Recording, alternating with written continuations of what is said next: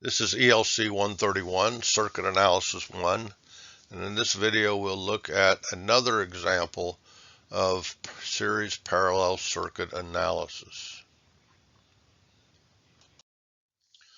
Now our series parallel circuit analysis always begins with recognizing the relationship of the components. Which components are connected in series, which components are connected in parallel.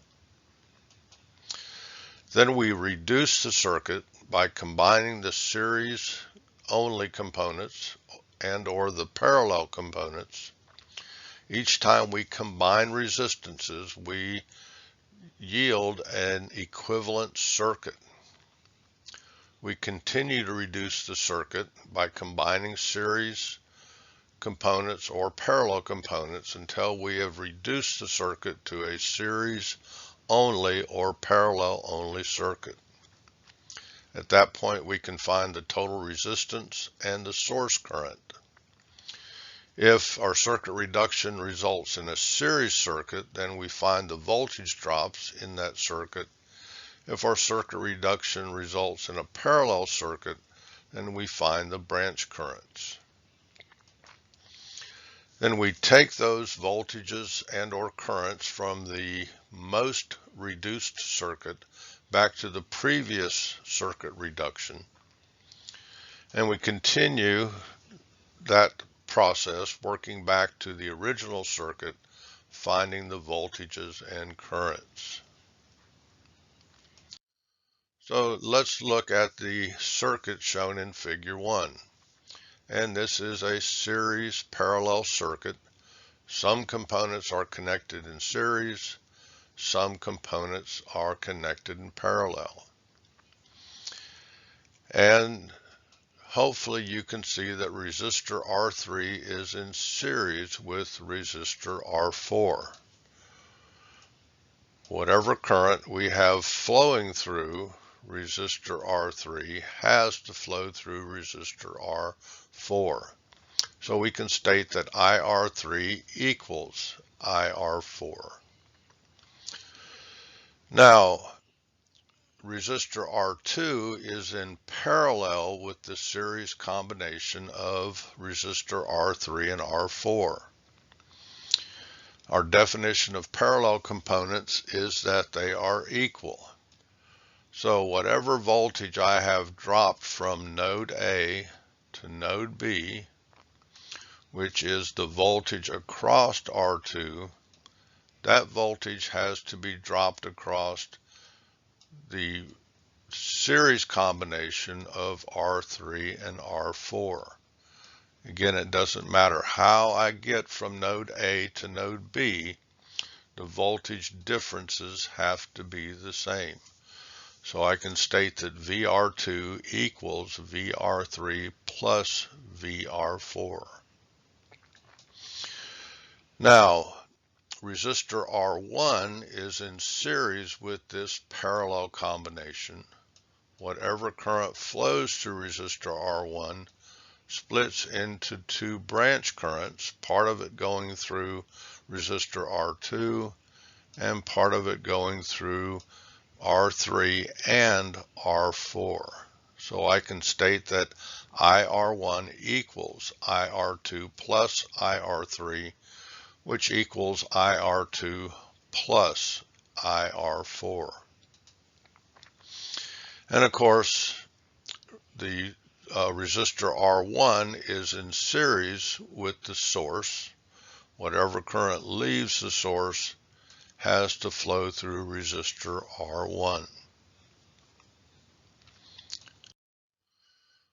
So the circuit reduction steps start with combining the series resistors R3 and R4 into one single resistance.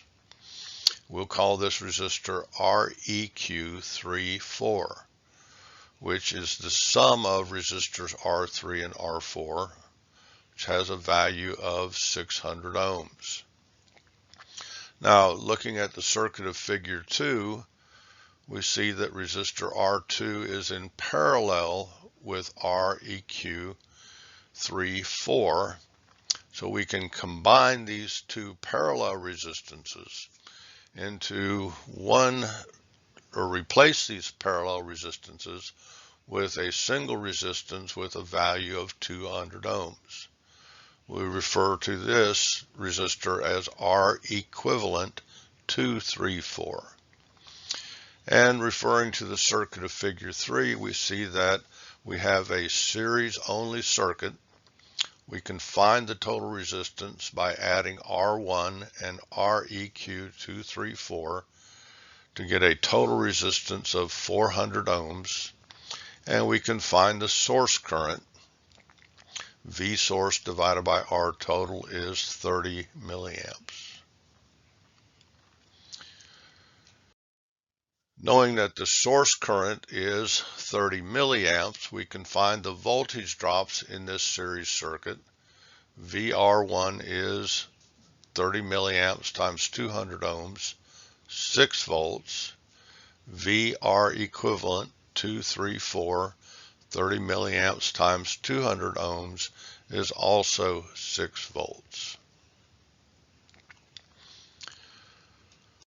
So we'll take this 6 volt drop across REQ234 that we found for the circuit of figure 3 and apply that voltage drop to the circuit of figure 2.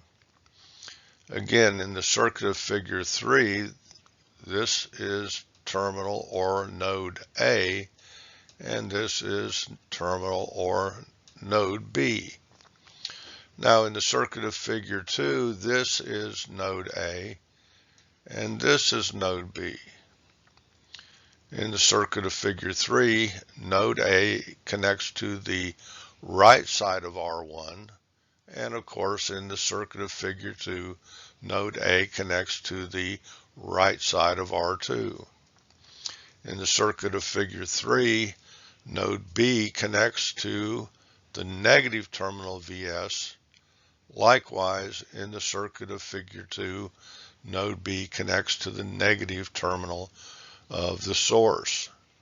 So in A, if I've got 6 volts dropped in figure 3, if I've got 6 volts dropped from A to B, then of course in figure 2, I also have to have 6 volts drop from A to B. So I can say that VR2 equals VR equivalent 34, which is 6 volts. Now I can find the branch currents. IR2 equals 6 volts divided by 300 ohms, 20 milliamps. And IREQ34 equals 6 volts divided by 600 ohms, 10 milliamps. So I take this 10 milliamps of current that flows through REQ34 and apply that current to the circuit of figure 1. So if I have 10 milliamps of current flowing through the equivalent resistance of 3 and 4 in the circuit of figure 1, I also must have 10 milliamps of current flowing through the series combination of R3 and R4. So knowing the current through resistors R3 and R4, I can find the voltage drops across these resistors. VR3 is 2.4 volts and VR4 is 3.6 volts.